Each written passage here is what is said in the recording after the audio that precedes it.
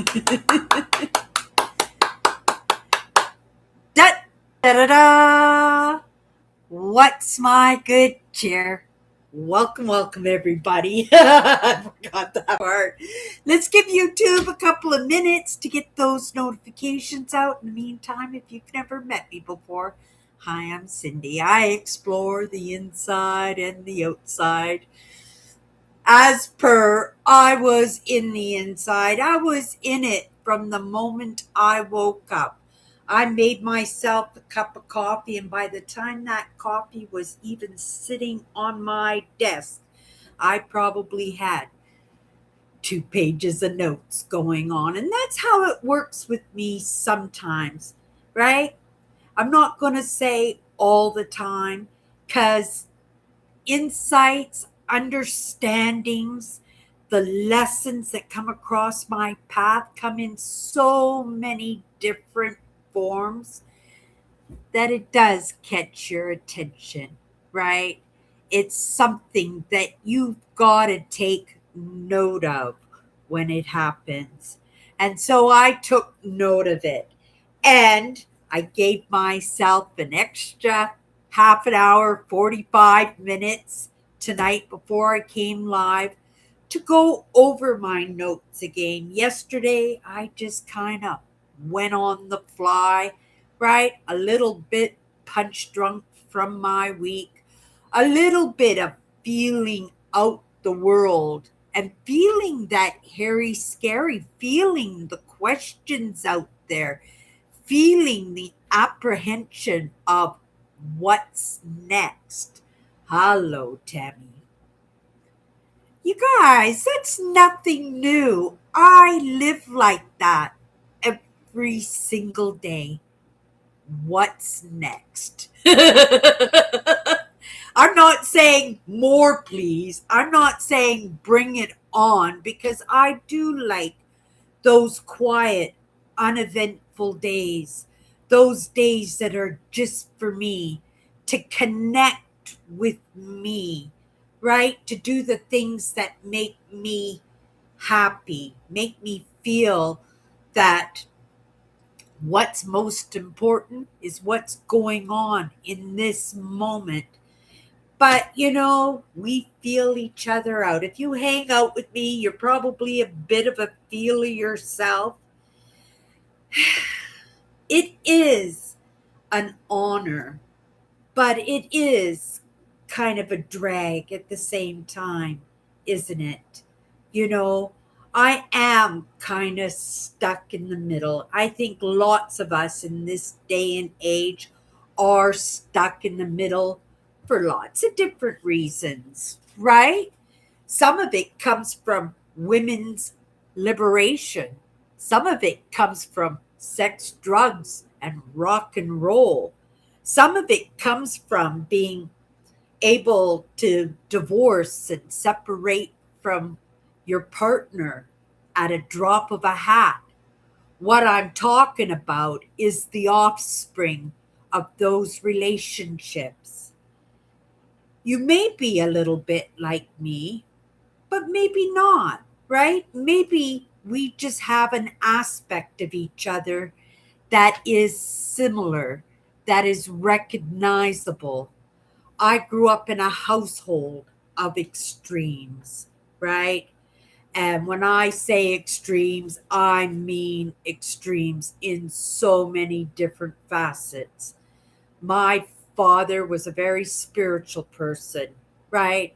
I didn't know that at the time as a kid. I was a participant in some of his antics, but I wasn't a participant in a lot of those insights. It was never drilled into me except in that idea that, I recognize that we grew up living by a lot of quotes. My dad loved quotes, and we followed quotes. They were kind of like our rules of engagement, right? My dad was a lovely man, but he was a very intelligent man, a very intellectual man. He loved documentaries. He loved reading. He loved hanging out by himself in his lazy boy chair with a book and a cup of tea and his screaming kids all around him. He loved his family. He loved that energy. So it makes me wonder if me and my father were a little bit more alike than me being somewheres in the middle. That possibly my father also was somewheres in the middle. My mother loved Jesus. My mother loved Jesus, right? She was also definitely, no question, in the middle because, when you look at this denomination of Christianity, my mother, right, she didn't have all of the aspects of being that righteous, God fearing, maybe, right? But those rules that, those commandments that, those aspects of raising your children in those loving, right? My mother didn't really enjoy being a mother. She enjoyed being a wife. She didn't enjoy so much being a mother, but she did the very best that she could. And you can see I say that kind of lightly because there were favoritisms in those relationships that she had with her children. My mother was never a touchy feely, hugs, kisses kind of person. She wasn't warm. She didn't really look further than her own comfort ever. She didn't learn or look forward to enhancing her children's well being. To She never really wanted her kids to excel in any way further than what she excelled.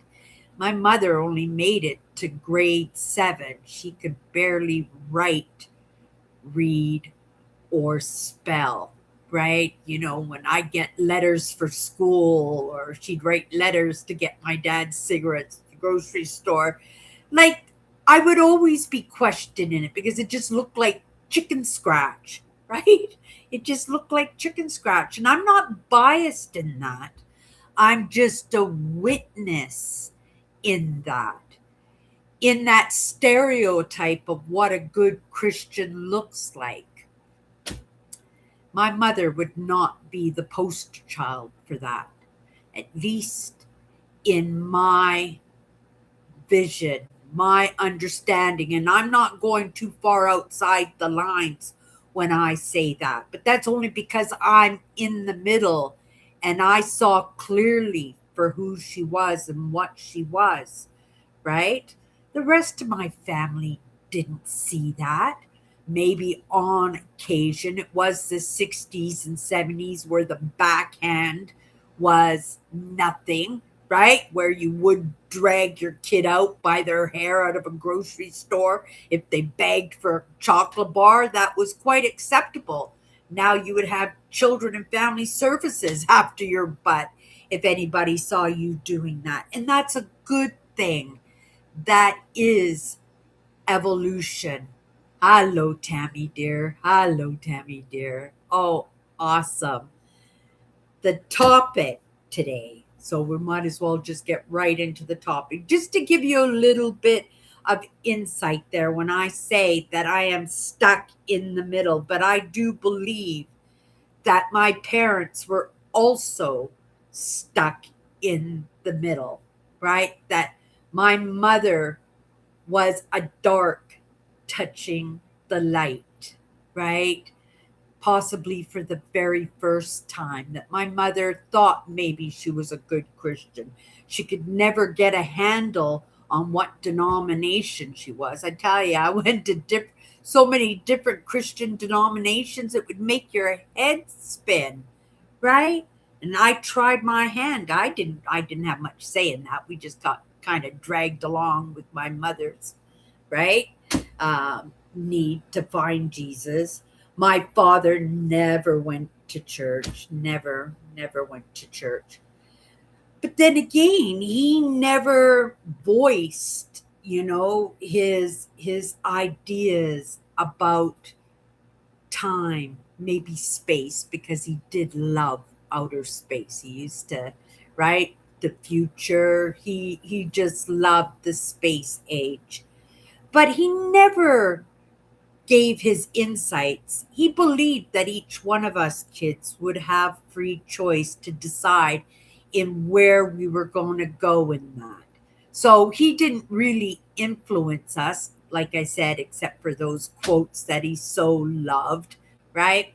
But he didn't really influence us in a voice, but in his actions, in the person that he was. That's what influenced me. And I spent every moment I possibly could hanging out with my dad, right? For the most part, to be honest, because he was the peacekeeper. He was the bodyguard for me. My mother wouldn't try half the stuff that she did when my father was around. But my father also was a little bit entertained by the high hand, right? And I got to find that curious. And this is why I feel sometimes that possibly he was also in the middle, right? Maybe to not the extent that I was, because you guys know hanging out here, I'm pretty vocal, you guys. I'm pretty vocal. And I dive in. My dad dived in like I dived in, but not on the same topics, right? When I first woke up to these ideas, the first question I asked, the one thing that I wanted to know was why? Why did that upbringing happen the way it did for me? Why did I grow up to be the person that I was? And it has been a process, but I believe I am on top of those answers for sure. So, to get into the topic of discussion, if you've been hanging out with me for any length of time, you may have heard me say this phrase, right? Never deny your own. Because in the end, that's all you've got. Never deny your own. Because in the end, that's all you've got. But I wrote here, I got notes, you guys. Family doesn't always mean bloodline, right? It doesn't always mean bloodline.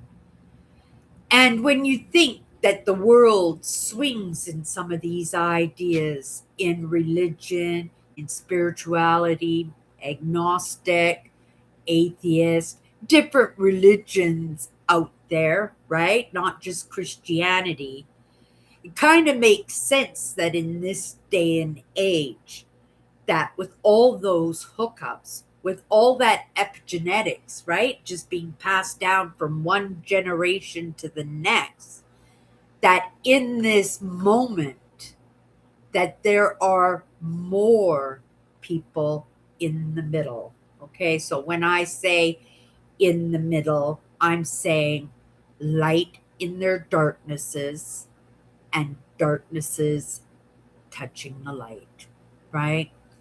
And I suspect that this is part of evolution that we are in right now, and we triggered it, right? We didn't have to make those choices that we did, but also, right, kind of understand, like I said when I came in here, the serendipities, the breadcrumbs, the things that work out the way they work out, right? That you got to kind of pay attention. You got to take note of it, right? Did we really have a choice? Or in our evolution, were we expected? Was the goal for us to make those choices in that moment so that we truly would trigger our evolution? right? It's time for a split. It's time for us to have better ideas, a better set of not rules, but a better set of ideas that we know where we're supposed to be, what direction we're supposed to be going in, how we're supposed to better get along with each other. And I believe, that we have been setting some rules of engagement in place, right? Because we need it, because we are fighting with ourselves. Like we're literally fighting with ourselves. It took me so long to come to the understanding that I was never going to be truly light, not in this lifetime at the very least.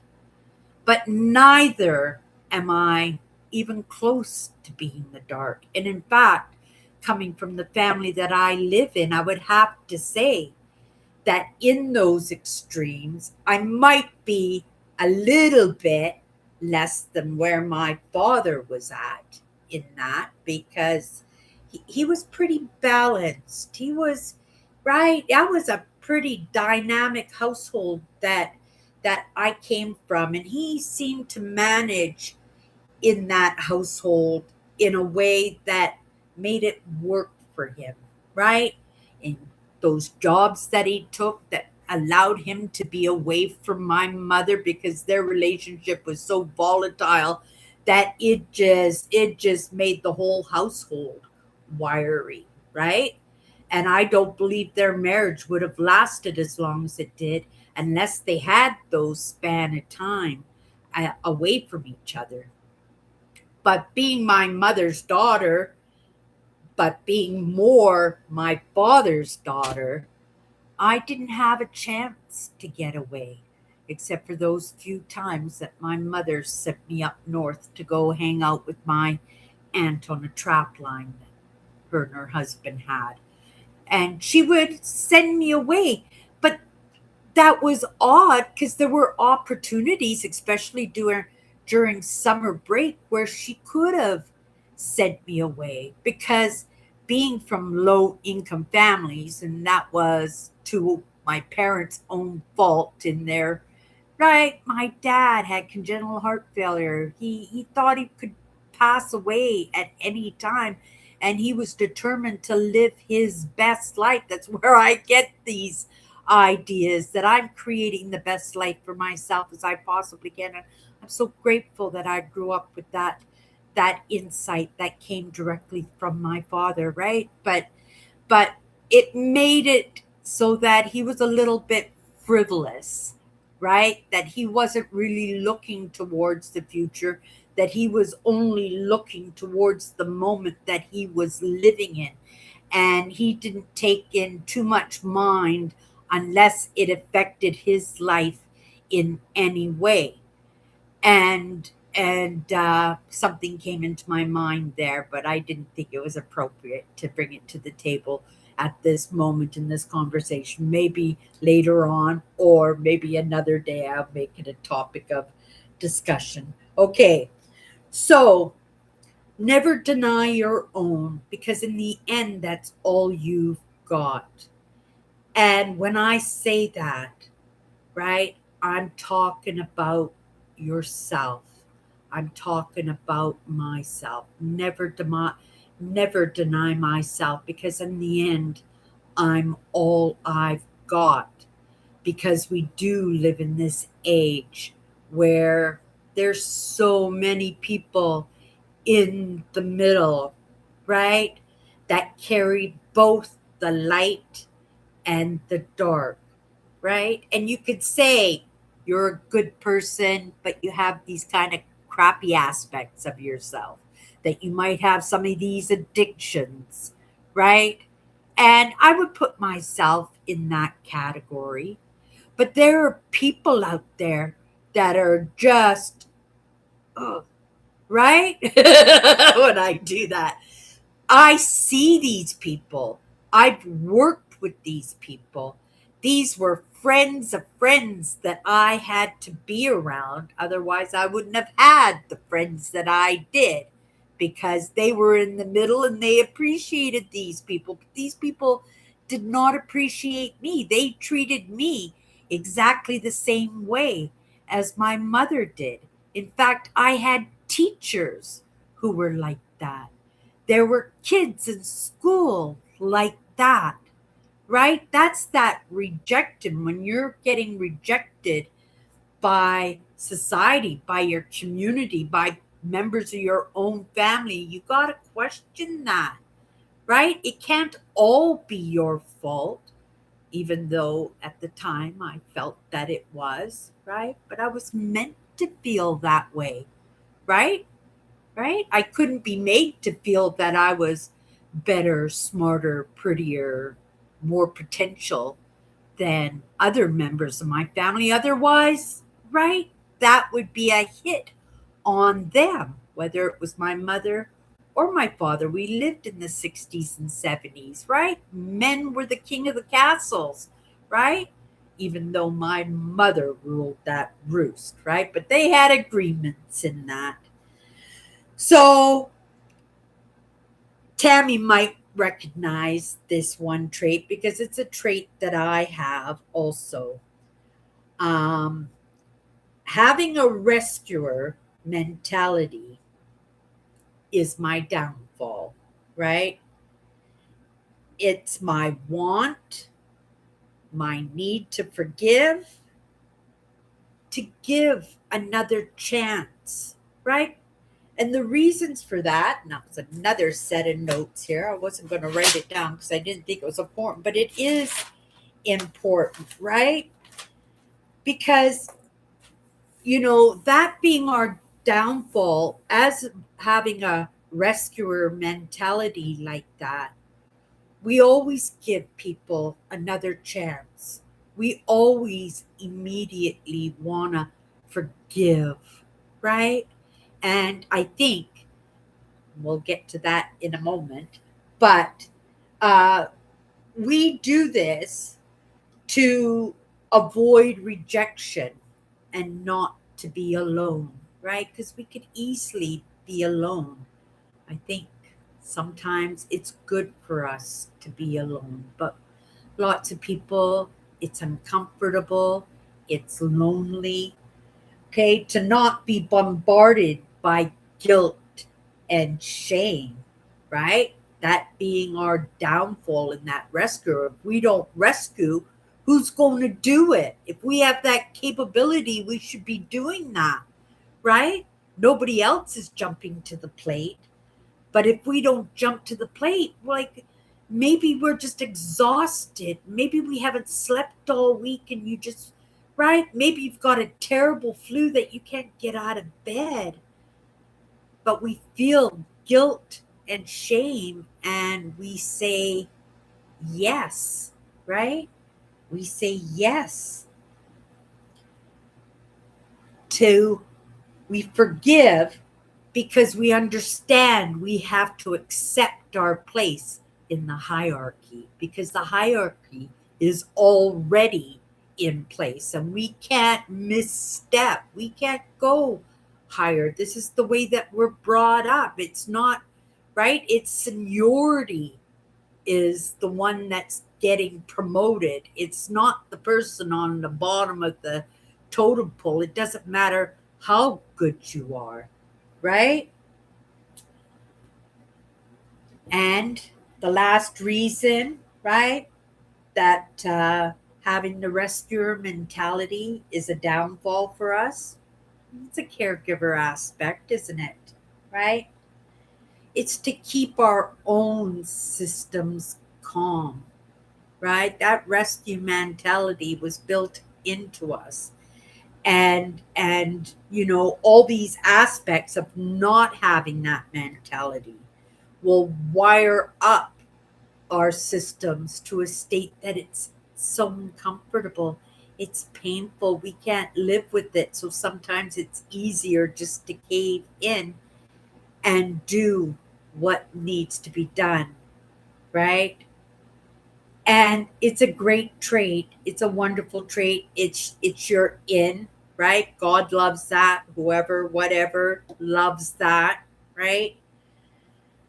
But it's tiring, it's exhausting, it's painful, and it's frustrating when we do that. And that's why it's so important to never deny your own, never deny yourself, to make sure that you're comfortable, to make sure that you're enjoying your life, that you're giving yourself those little gifts that should have been offered up to you by others, but right, we're in a state where everybody's looking out for themselves, right?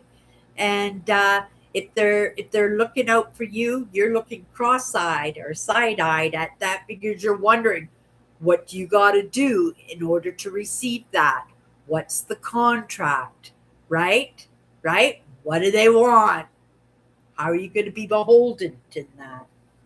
Okay, so getting back to this one here. Um, it is very important to forgive, though.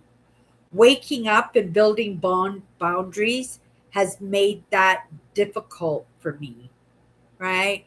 You know, when I first woke up, I woke up with that word forgiveness on my mother's deathbed, and I was able to have that moment with her where we could heal that wound. It not like it didn't scar, but we healed that wound. It was the most amazing, incredible experience. I still can think of it in this moment in just talking about it, right? But since then, waking up and building boundaries, it was one of the first lessons after that that I learned that I needed to protect myself, right? Or maybe it wasn't a lesson, but I just felt it in the moment that, oh my goodness, right now, who's going to watch out for me like my mother ever did watch out for me, right? And it made me codependent on my sister Tracy, who took on the role. She's a year and a half younger than I am. She took on that role of matriarch for the family. She was super smart. She had a great job and she thrived in that. She had that sense of control that she delved right into the role, and it created an amazing life for herself, in all honesty, because if she didn't have that aspect of herself, I don't know what she would have done with her life. Her life would probably have been quite depressing, quite sad, and probably full of anxiety, right? uh, because of my understanding of evolution and the process we are at in this moment where change is prevalent exactly in this moment, it's even more important than ever to be willing to wipe the slate clean, right? To forgive for those we find have discovered their light in their darknesses, or find as the light find themselves in the dark, right? That we have to understand. I talked about this last week, that I don't believe in the death sentence, right? I don't believe in that because life can change on a pin drop. And when you're faced with a death sentence, you automatically go into yourself. You're isolated, you're in prison, you're probably in a cell all by yourself, that you can't help but have revelations and understandings. I believe that, right? And so I think it's kind of cruel if somebody were to wake up to the person that they were and now the person that they are in the new moment, that it is kind of like murder to, right, sentence somebody to death because they're not that person anymore that did that. They could probably more easily be the example for others, right? They could probably serve even better by letting them live, letting them be in the jail system, letting them be in the jail system for the rest of their life. but let them be the example. Let them be the speakers and the teachers for those prisoners who will have a parole, who will get out of the system, that he will be the example of, right, what happens and that opportunity to change, that it's never too late. Like, he had a death sentence, and, you know, if he got that chance to, right, have that death sentence kind of put off to the side, and even if he did stay in prison forever, can you imagine him being the example for the other prisoners, and that how many other lives might be saved because we saved his life, right? Or somebody saved his life. Um, Knowing that there is no guarantees that they won't betray, right? With that forgiveness that we give them. So we give them a chance. See, that doesn't mean, right? Like if somebody bites you a second time, that's it. You walk away from that. But everybody gets a chance, right? We got to be able to wipe that slate clean, to offer up that forgiveness because like I said, people change all the time, right? That somebody tomorrow might wake up to a different idea about themselves. And because they ruined, it's like a drug addict, a drug addict that goes home and breaks into their parents' house and steals their money and steals all their expensive jewelry and empties their bank accounts and punches their dad in the head and pushes their mom down on the ground, and right, and they're out on the streets and they are just all pumped up on all these drugs. But what if they have that moment of clarity where they're actually able to pull themselves out of that, right? That opportunity for forgiveness and wiping the slate clean should be offered up after a span of time, right? It's like when you lose 100 pounds and you go into the plastic surgery, and you've only been lost that 100 pounds 6 months ago. Your surgeon is going to want to see you maintain that weight.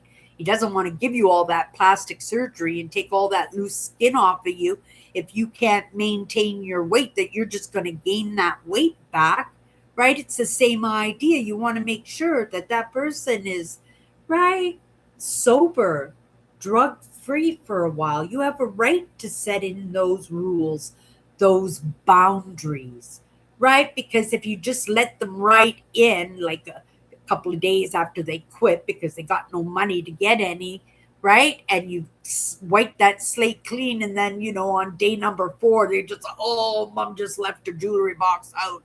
Let's go get a necklace or a ring or something and go pawn it at the pawn shop and get us some drug money or some booze or whatever, right? That's not fair because we haven't given them a chance to fail because, right? Not too many people can succeed on the first try. We have to allow people, not right, not just say you got permission to fail, but let them try and fail a few times before you set the rule and the forgiveness in place and give them a real chance, right, at making things right. We have to learn not to take responsibility in others' fault, pain, or rescue, right? We don't get involved in that. If somebody is going to quit drugs, is going to stop drinking, and they've done all those terrible things and hurt the family and the income of the family, the future of the family, that we can't get involved in that because that's not who we are, right? That might not be who they are, but that might be who we are. We might be that person, right? But they're not. They're the light or they're the darkness. They're not in the middle, right? So there is no tugging, there is no room for forgiveness or stretching or being elasticy in our ideas. That it's set in place, it's set in stone, right? And unfortunately, that's not gonna jive during movement and evolution because we're all supposed to be willing, we're all supposed to be able to stretch and take on and adapt and conquer and be resilient, right? And being resilient means to be able to take it, right? Means to be able to take it. Uh, Never deny your own really means to never abandon yourself. And I wrote that down because that's what happened to me growing up, right? I listened to too many people in their extremes that were trying to keep me in place or had their own ideas of who I was, right? Not seeing me truly for having good aspects and bad aspects, or wanting to keep me in place in that set of hierarchy that was also already in place. Individuation is exactly that, right? We have to individuate. We have to do this by ourselves, on our own, for ourselves, and not just for ourselves, but because we're the examples for others, right? We're doing it for others at the same time, and we have to appreciate that. Individuation is exactly that. We are not here to heal everyone. It is not our obligation. It is our gift if we choose, right? And we have to understand lots of times we don't get that choice, right? It's dictated to us. This is the set of rules. This is what we got to do. And we just do it. And yes, it's still a gift, but we're giving that gift with a little bit of, right? I don't feel good today. I was having a good sleepy. My feet hurt. He's not a nice person, and you're asking me to go over there and take care of him, right? And we don't get any choice in that. But as adults, right, we have to relearn things, right? So I'm going to read that again. Individuation is exactly that, right? It's ours. We have to take care of ourselves. We are number one. We are not here to heal everyone. It is not our obligation. It's not our obligation. It is our gift. It is our gift, right? And it's wonderful when it's a gift. You know, being somebody who loves customer service, who loves hospitality, there's nothing I love more than being able to put a smile on somebody's face, right? To have somebody appreciate me for what I've done for them. But it's a different feeling sometimes when you are forced, right? I was forced to give my mother feet rubs. That person who did that to me as a child and as a teenager. And I would have to sit there and her feet would be flopped up on my lap. And she wanted me to give her foot rubs. And it was mortifying to me, but I didn't have a choice. I did it for her anyway. It was a gift that made me went, "Urgh." I didn't wanna do it. But in the state that I'm at right now, my mother was a hard worker.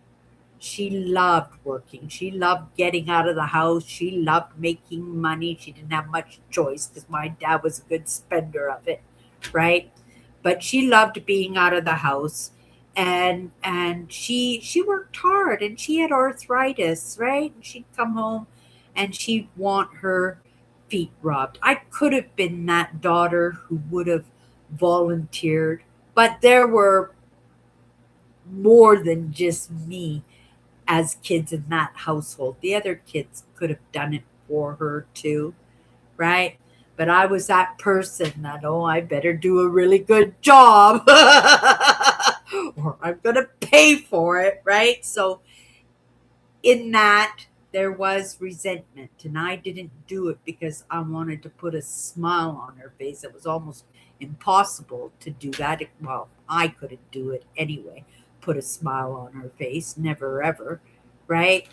But I tried, right? I tried right until I left that house. And even after I left the house, I always tried to be that good daughter, right? But I didn't have those lessons at the time. It served me in the end, right? And it served her too, I guess. But willingly, I wouldn't have done that for her. Not a chance, right? It was something I had to do. And if what we do is controlled by our need to be needed, that's our rescuer identity, right? So that's something to remember in that, right? If we do, and that was just what I was just saying now, if we're doing it because we have to, that's our rescuer identity doing that. Whether we're rescuing somebody else or we're doing it just to keep ourselves safe in the moment, that's our rescuer identity. And we need to recognize that. Okay, one more set of notes here. It can only serve when it belongs to ourselves, right? That rescuer, that want to help, that ability to heal, that ability to be an ear or a shoulder for somebody to lean on, right? It can only serve when it belongs to ourselves, not when we allow it to be taken away and be utilized by those who wish to enslave us. It is okay to say no. It's okay to say enough. It's okay to say not now.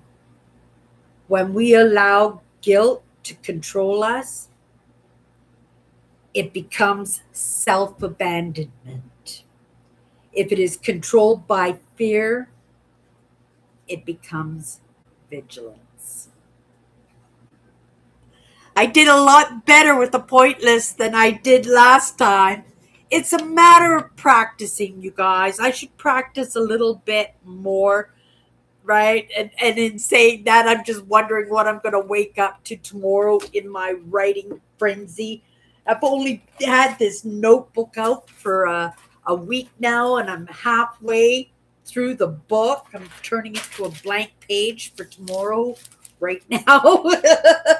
And I'm halfway through this book. The last one lasted me 2 months. Well, it was probably 3 times as thick as this, but yeah, I've been writing these notes, but it's important stuff, like we need to make sure that we are taking care of ourselves, right? It's becoming more and more pertinent in the conversations that we are having, right? In keeping that beer mug full, keeping that froth spilling over the edges so that we can give, right? That we can do it without even thinking because there's so much overflowing that it's just going to waste anyway. And a little bit of light in the darkness just might be enough to light up that darkness. And that's the whole idea, right? That's the whole idea. That's evolution, that we're all moving towards something better, but sometimes it takes a mess to make a mess. And we have made some choices in just the past 50 years, let alone the past few thousand years, but in the past 50 years, we have made so many big choices that has allowed so many people to wake up to these ideas and find themselves in the middle, confused in what direction they're supposed to be going. And the direction they're supposed to be going is this direction, right? Right? Because we're in the middle. We're in the middle. Okay, you guys. Did I, Tammy? I hope so. I'll come back and watch my live again, but I'm not comfortable with the pointless. I usually just come in and I just let it flow. I just let it flow. And that's worked for me. It's how I came into it, it's what I'm comfortable with. Um, but, I woke up this morning, I went into a bit of a frenzy in the writing, and that's happened a few times.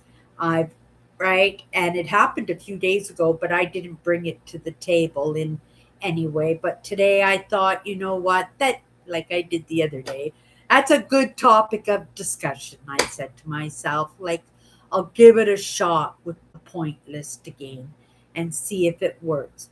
And if it doesn't work, right, I'll get another frenzy of writing and I will try again until it gets to the point where, I've written it down, I've absorbed it, I understand what I wrote down, and I won't have to use the point list the next time. Okay. Everything you said is oh so true. I can relate to you in some of those ways. I totally agree with you 100%, Cindy. Family just doesn't mean bloodline. That's true, right? That's very, very, very true because we all get a choice in where we want to swing. We also have to remember that we're rubbing shoulders. This is where we pick up the darkness. This is where we pick up the light, is because these are examples, right? These are examples, but we don't always get good examples. And it's our responsibility, right, to clean up that mess. And sometimes you got to clean a mess to make a mess. Oh no, sometimes you gotta make a mess to clean a mess. Okay, you guys, let's grab a card here. If you've never hung out with me before, 54 powerful words. We're just going to grab a card here. Sometimes it's pertinent to the conversation. Sometimes I just go off into something else. I hope everybody is having a great week. I take Saturdays off. Saturdays is for me. It's usually a pretty deep day, and then I find that I have to get outside for a little while. Tomorrow's going to be really, really chilly outside. We're expecting rain for the next couple of days. But Sunday night, if you guys want to come in, I have another live show that I do, Chatters Live. It's a great crew over there, and they chat more than I do. It's why I call it Chatters Live every Sunday night, 7:30 Central. So if you want to pop in, hang out in the background, if you want to hang out in the background, if you want to come in and pop in and say hi and get enveloped by my amazing crew. They have been with me for like 10 years. Like, I have no idea. I'm grateful that they have hung out with me for all this time, right? Sometimes I feel undeserving of that, but we've gotten to be good friends in that. And that's something to say, especially when it's online, isn't it? Yeah. Aw, thank you. We are, Tammy, right?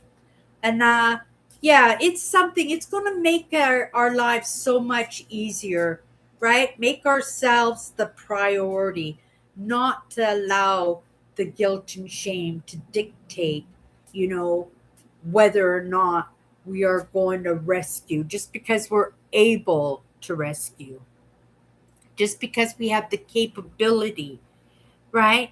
There are times that we have to understand that it is a gift, right?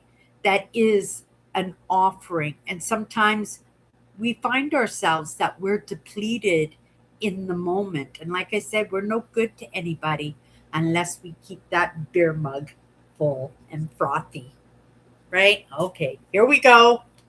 Just grab a card for tonight. We'll take the front one. Are you kidding me? we had dreams, right? With dreams twice this week. Dreams are goals that are just not realized. Tonight, we got the word goals. Goals are the choices that just have to happen. They just have to happen. And that's the thing, we set these goals and we have these dreams and we lay on the couch with the remote control. It's almost the exact same explanation that I gave yesterday with this word dreams that we had, right? But unless we take that action, right, nothing's going to come of it, right? And so they just have to happen. So if they just have to happen, what has to happen? We have to get off our butts, right? Because whoever or whatever helps those who help themselves. And that's the truth. I push back at what pushes me. And if we're talking about being in the middle, right? That's something that we gotta expect, right? Because that's the tug of war. That's the devil and the angel, isn't it? Right? That is the next stage of evolution, right? Those goals. Evolution is happening whether we like it or not. So we might as well, in this moment, start being resilient in being able to be in the middle. Being in the middle is a good place because we can see both sides, right? We're getting information from both ends and different opinions, different perspectives, right? Maybe we're not getting that assistance because both of them might think that we're the enemy. I think quite often that is the case, right? Because the light isn't going to think that we're the light because we carry some dark, and the dark isn't going to think that we're the dark because we carry too much light, right? We're right in the middle. And that's why it's even more important to make sure that we understand, right? That we matter, that we are that priority, right? That never deny your own, because in the end, that's all you've got, right? Your own is your own. But also, you got to remember, they don't know it, but you do. They're yours too. They're yours too, right? And being that example, right, for each, right? Being non judgmental, to be balanced in a way that's going to help everybody move a little bit easier, right? In knowing what direction to go in, to have a little bit of tolerance, because that starts with tolerance, doesn't it? Right? Until you get to the point where it's acceptance, and then, it's welcoming after that. That's the goal anyway. That's the goal that just has to happen. Our evolution, right, is dependent on that. Okay, you guys, that's my good cheer. And we'll see you on Monday if I don't see you on Sunday night on my Chatters Live. Don't forget, 9 o'clock is my show here. What's my good cheer? If you want to come in on for Chatters Live on Sunday night, that'll be 7:30 Central. Have a great night. Thank you, Tammy.